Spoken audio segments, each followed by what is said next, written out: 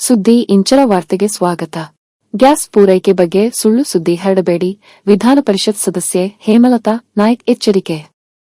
ಬೆಂಗಳೂರು: ರಾಜ್ಯದಲ್ಲಿ ಅನಿಲ, gas cylinder ವಿತರಣೆಯ ಬಗ್ಗೆ ಸಾಮಾಜಿಕ ಜಾಲತಾಣಗಳಲ್ಲಿ ಹರಡುತ್ತಿರುವ ವದಂತಿಗಳಿಗೆ ಕಿವಿಗೊಡಬಾರದು ಮತ್ತು ಸರ್ಕಾರ ಇಂತಹ ಸುಳ್ಳು ಸುದ್ದಿಗಳನ್ನು ಹರಡುವವರ ವಿರುದ್ಧ ಕಟ್ಟುನಿಟ್ಟಿನ ಕ್ರಮ ಕೈಗೊಳ್ಳಬೇಕು ಎಂದು ವಿಧಾನ ಪರಿಷತ್ ಸದಸ್ಯರಾದ ಶ್ರೀಮತಿ ಹೇಮಲತಾ ನಾಯ್ಕ್ ಅವರು ಒತ್ತಾಯಿಸಿದ್ದಾರೆ. ಸಿಲಿಂಡರ್ನ ಬಗ್ಗೆ ಕಳೆದ 3-4 ದಿನಗಳಿಂದನೂ ಬರೀ ನ್ಯೂಸ್ ಪೇಪರ್ಗಳಲ್ಲಿ, ವಾಟ್ಸಪ್ಗಳಲ್ಲಿ ಅವರ ಬಾಯಿಂದ ಬಾಯಿಗೆ ಹೋಗಿ ಇಲ್ಲದೊಂದು ಬ್ರಹ್ಮಾಂಡವಾದಂಥ ಸುಳ್ಳುಗಳು ನಾವು ಕೇಳ್ತಾ ಇದ್ದೀವಿ.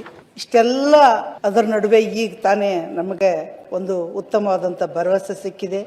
ಯಾಕಂದರೆ ಮೋದಿ ಅಂದರೆ ಭರವಸೆ ನಮಗೆ.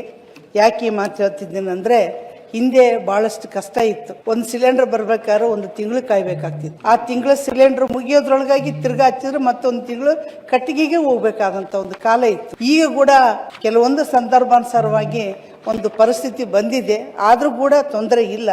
ಇವತ್ತಿನ ದಿನ ಕಾಳಸಂತೆಯಲ್ಲಿ ನಿಜವಾಗ್ಲೂ ಅದೊಂದು ಮಾಫಿಯಾ ರೆಡಿ ಆಗ್ತದೆ. ಇಲ್ಲದೊಂದು ಬೇಡವಾದ ವಿಷಯಗಳನ್ನು ಹಬ್ಬಿಸಿ ಸ್ಟಾಕ್ ಇಲ್ಲ, ಕಡಿಮೆ ಆಗಿದೆ ಅಂತಕ್ಕಂಥದ್ದು. ಗ್ರಾಹಕರು ಏನು ಮಾಡ್ತಾರೆ, ಭಯ ಬಿದ್ದುಬಿಟ್ಟು ಡಬಲ್ ಗ್ಯಾಸ್ಗಳನ್ನು ಬುಕ್ ಮಾಡ್ತಕ್ಕಂಥ ಕೆಲಸ ಇವತ್ತು ಆಗ್ತಾ ಇದೆ. ಇವತ್ತಿನ ದಿನ ಎಂಥ ಒಂದು ಪರಿಸ್ಥಿತಿ ಬಂದರೂ ಕೂಡ ನಮಗೆ ಇವತ್ತು ನಮ್ಮ ಕೇಂದ್ರ ಸಚಿವೆಯಾಗಿರ್ತಕ್ಕಂಥ ಶೋಭಾ ಕರಂದ್ಲಾಜೆ ಮೇಡಮ್ ಕೂಡ ಇವತ್ತು ಪತ್ರ ಬರೆದಿದ್ದಾರೆ ಮತ್ತು ನಮ್ಮ ಪ್ರಧಾನಿಯರು ಕೂಡ ಅಭಯಹಸ್ತ ಕೊಟ್ಟಿದ್ದಾರೆ. ಅವೆಲ್ಲದರ ಮಧ್ಯೆ ಕೂಡ ಸಚಿವರಾಗಿರ್ತಕ್ಕಂಥ ಮುನಿಯಪ್ಪ ಸರ್ ಅವರು ಕೂಡ ಒಂದು ಉತ್ತಮವಾದಂಥ ಒಂದು ಮೆಸೇಜನ್ನು ಇವತ್ತು ಕೊಟ್ಟಿದ್ದಾರೆ. ಅವರಿಗೆ ಈ ಮೂಲಕ ನಾನು ಧನ್ಯವಾದಗಳನ್ನು ಹೇಳ್ತೀನಿ. ಯಾಕಂದರೆ ನಾವು ಸುಲಭವಾಗಿ 1 ತಿಂಗಳಲ್ಲಿ ಅಡುಗೆ ಮಾಡಬೇಕಾದ್ರೆ ಒಂದು ಉಪಾಯ ಇದೆ. ಇವಾಗ ಚಪಾತಿ ಮಾಡಬೇಕಾಯ್ತು, ರೊಟ್ಟಿ ಮಾಡಬೇಕಾಯ್ತು, ಏನಾರು ಮಾಡಬೇಕಾಯ್ತು ಅಂದರೆ ಅದನ್ನು ಬಳಸೋದು ಬಿಡಬೇಕು. ಕುಕ್ಕರ್ ಅಂತೂ ಅನ್ನ ಸಾರಿಗೆ ನಮ್ಮಲ್ಲಿ ಉಳಿತಾಯ ನಾವು ಹೇಗೆ ಮಾಡ್ತೀವಿ ಅಂತಕ್ಕಂಥದ್ದನ್ನು ನಮ್ಮ ಬುದ್ಧಿವಂತಿಕೆ ಮೇಲೆ ಹೋಗ್ತದೆ.